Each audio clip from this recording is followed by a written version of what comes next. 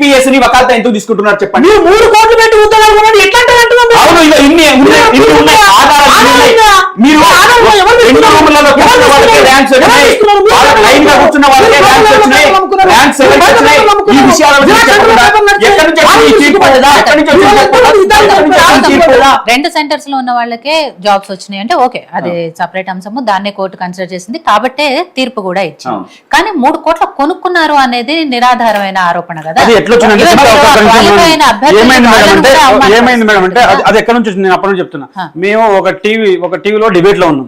Debate లో ఉంటే ఒక అభ్యర్థి ఏమైంది ఆ అబ్బాయికి తెలిసి, నేను ఆ అబ్బాయి ముందు చెప్పాను నేను దీన్ని ప్రూవ్ చేయలేను కానీ ఇలా తీసుకున్నారు అనేది నాకున్న సమాచారము అని చెప్పిండు. దాని నుండి ఆ డిబేట్ లో చూసిన కొంతమంది నాయకులు ఇమ్మీడియట్ గా రెస్పాండ్ కావడం, ఆ తర్వాత ఇంకా కొంతమంది నాయకులు రెస్పాండ్ కావడం, ఈ రకంగా పెద్దగా స్ప్రెడ్ అయింది. ఆ రోజు జడ్జిమెంట్ వచ్చిన రోజు నైట్ మాత్రమే ఇది జరిగింది. అయితే ఇక్కడ చూడండి మేడం, ఈ టీఎస్పీఎస్సీ ఒక రాజ్యాంగబద్ధమైన సంస్థ. ఆ రాజ్యాంగబద్ధమైన సంస్థనే ట్రాన్స్పరెన్సీ లేదని చెప్తుంది. అసలు ఆ సంస్థలోనే ట్రాన్స్పరెన్సీ లేదని చెప్తుంది కోర్టు. ఆ సంస్థలోనే ఇక్కడ చూడండి కమిషన్ పారదర్శకత లేదు, ఇంటిగ్రిటీ లేదని మేము చెప్పడం కాదు. అసలు ఇక్కడ తన రూల్స్ ఒబే చేసుకున్నాదని చెప్పినప్పుడు తన రూల్స్ తనే ఒబే చేసుకున్నాడు. లేదు, నిబద్ధత లేదు అంటే అమ్ముకున్నట్ట. అమ్ముకున్నట్టు కాదు మేడం, ఇక్కడ అమ్ముకున్నట్టు కాదు మేడం. నేను అనేది అమ్ముకున్నట్టు కాదు, నేను అమ్ముకునే దాని గురించి వెళ్ళట్లేదు. బీఆర్ఎస్ వాళ్ళు అది ఆ తర్వాత వచ్చింది మేడం అంటున్నా. ఇప్పుడు ఈ ఇష్యూ జరిగింది ఒక దగ్గర, ఆ రోజు డిబేట్ లో ఇష్యూ జరిగింది. ఆ అబ్బాయి అన్న తర్వాత అది క్వాలిఫై అవ్వలేదనో జాబ్ రాలేదనో ఒక ఆవేదనతో రవణ ఒక ఇంటెలెక్చువల్ పొజిషన్ ఉన్న తర్వాత ఒకటే మాట ఏంటంటే టెక్నికల్ గా మీరు చెప్పిన ప్రతి విషయాన్ని మేము ఓబే చేస్తాం. మేము కూడా ఆ పరిస్థితుల నుంచి వచ్చిన వాళ్ళు వ్యక్తులం కాబట్టి ఒకటే మాట రవణకు మేము ఏమంటాం, ఒక నిరుద్యోగుల పక్షాన్ని మీరు ఇక్కడ కూర్చున్నారు, ఒక కాంగ్రెస్ పార్టీగా పక్షాన్ని నేను కూర్చున్నప్పుడు ఏదైనా ఎలిగేట్ చేసి ఏదైనా మాట్లాడచ్చు, నేనే అంత అడ్డుపద్దు లేకుండా మాట్లాడను. కానీ బీఆర్ఎస్ పార్టీ ఈరోజు 3 కోట్లకు ప్రతి నిరుద్యోగి పైసలు పెట్టి కొన్నాడన్న అది భావన ఉంది కదా. నేను ఒకటే రవణకు అడుగుతున్నా, మీరు అశోక్ నగర్ చదువుతున్నారు, సిన్సియర్గా చదువుతున్నారు, కనీసం మీ చుట్టుపక్కలనైనా ఒక్కడైనా తీసుకొచ్చి మీరు ఆధారాలను ప్రూఫ్ చేసి ఉంటే మేము అప్పుడు నమ్మేటోళ్ళు. ఇంకో విధంగా బీఆర్ఎస్ చేస్తున్న అలిగేషన్ ఏదైతే ఉందో దాన్ని అలిగేషన్ లాగానే చూడాలా, లేకపోతే టెక్నికల్ గా కూడా దాన్ని ఇది చేయాలనే విషయాన్ని కూడా మీరు కూడా చెప్పాల్సిన అవసరం బీఆర్ఎస్ పార్టీ చేసిన ఆరోపణలు బీఆర్ఎస్ పార్టీ ప్రూవ్ చేసుకుంటది.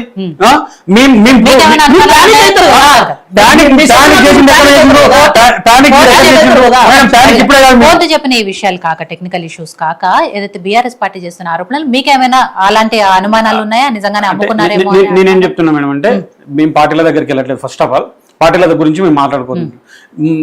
మన వెంకటన్న 2 క్వశ్చన్లు వేసింది నాకు. ఫస్ట్ నేను చెప్పాల్సింది ఏంటంటే ప్యానిక్ అన్నాడు. మీరు ప్యానిక్ అవుతారు, బరాబర్ ప్యానిక్ అవుతాం.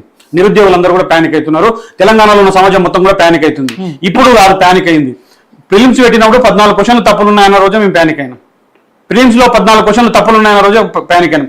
జియో 29 ఏడా ఉంది జియో అని మేము అడిగితే మాకు ఇవ్వకుండా 8 రోజులు దాచిపెట్టినప్పుడే ప్యానిక్ అయినాం. ఆ జియో 29 అనేది ఎస్సీ ఎస్టీ బీసీల పాలిట అన్యాయమో అది అప్పుడే ప్యానిక్ అయినాం. ఆ తర్వాత ఎగ్జామ్ వద్దునా, మాకు ఎగ్జామ్ పెట్టొద్దు, జియో 29 రద్దు చేయని ధర్నాలు రాసరోకలు తీస్తే మా ముద్దుల మీద లాఠీలు పడినప్పుడు, మా ఈపులు ఇరగొట్టినప్పుడు, మా తలలు వదిలినప్పుడే ప్యానిక్ అయినాం. ఆడపిల్లల్ని హాస్టల్లోకి జోడి కొట్టినప్పుడే ప్యానిక్ అయినాం. అంతకన్నా ప్యానిక్ ఇంకేమైతాం మేడం? ఆ తర్వాత ఇంకొక విషయం మేడం, ఆ తర్వాత ఎగ్జామ్ రాసిన తర్వాత ఇవన్నీ జరిగినాయి. ఎవల్యూషన్ ప్రాసెస్ లో తప్పు ఉంది. ఒకే సెంటర్ లో దాదాపు అన్ని ర్యాంకులు వచ్చినాయి, దాదాపు 70% ర్యాంకులు ఒకే సెంటర్ లో వచ్చినాయి. మేము చాలా ఇబ్బంది పడుతున్నామని టీజీపీఎస్సీ కానీ ప్రభుత్వానికి విన్నవించడం, మమ్మల్ని పట్టించుకున్నప్పుడే మేము ప్యానిక్ అయినాము. ఆ తర్వాత ఎవల్యూషన్ ప్రాసెస్ లో ఏదైతే లోపాలు ఉన్నాయి కదా, మీరు డిగ్రీ లెక్చరర్లు అట్లనే ప్రొఫెసర్లతో కరెక్షన్ చేయాల్సింది ఇంటర్మీడియట్ లెక్చరర్లతో కరెక్షన్ చేసిండు అన్నప్పుడు మేము ప్యానిక్ అయినాం. ఇన్ని రకాల ప్యానిక్ అయినాం. ఇప్పుడు కూడా ప్యానిక్ అవుతున్నాం. ఎవరంటే అన్ని పార్టీల నుంచి ప్యానిక్ అవుతున్నాం. మీ ప్రభుత్వం నుంచి ప్యానిక్ అయిన కొన్ని అయితే ఇప్పుడు సరే నిరుద్యోగులు ఒక రకమైన అంశం ఉంటది, నేను కాదనట్లేదు.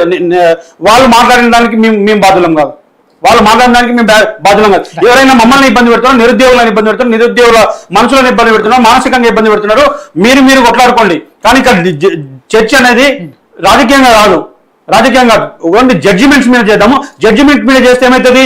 టీజీపీఎస్సీ చేసిన తప్పులు ఏమిటి, ప్రభుత్వం నుంచి వచ్చిన జీవోలు ఏంటి, ప్రభుత్వం చేసిన తప్పులు ఏంటి, దాని ద్వారా తెలంగాణ నిరుద్యోగ సమాజం ఎంత బాధపడ్డది, ఎంత అప్పటి నుంచి ఎంత ప్యానిక్ అవుతుంది అనేది తెలుస్తుంది. కాబట్టి మీరు ఈ డిబేట్ లో జడ్జిమెంట్ మీద డిస్కషన్ చేద్దాం, చేసిన తప్పుల మీద టీజీపీఎస్సీ కానీ ప్రభుత్వం చేసిన తప్పుల మీద డిస్కషన్ చేస్తే బాగుంటుందని నా ఒపీనియన్. సో గౌతమ్ ప్రసాద్ గారు ఫైనల్ గా ఈ విషయంలో ఏం చెప్పదలుచు? మేము ఏం చెప్తున్నాం అంటే ఈ ఫైనల్ గా ఏదైతే ప్రభుత్వం వివరిస్తున్న తీరు వలనే ఎలిగేషన్ వచ్చింది, అదేవిధంగా కోర్టు దగ్గర నుంచి గ్రూప్ 1 అభ్యర్థులకు అనుకూలంగా వచ్చిన తీర్పు తర్వాతనే ఈ ఎలిగేషన్ వచ్చింది. ఒకవేళ తీర్పే లేకపోతే ఎలిగేషన్ లేదు.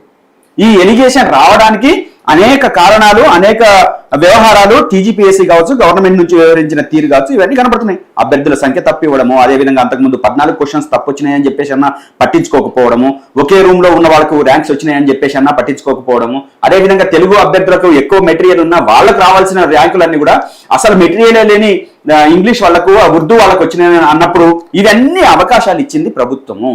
కాబట్టి ఈ దాన్ని బేస్ చేసుకొని కోర్టు ఒక తీర్పు ఇచ్చింది. ఈ తీర్పుని ఆధారంగా చేసుకొని ఇగో ఈ రకంగా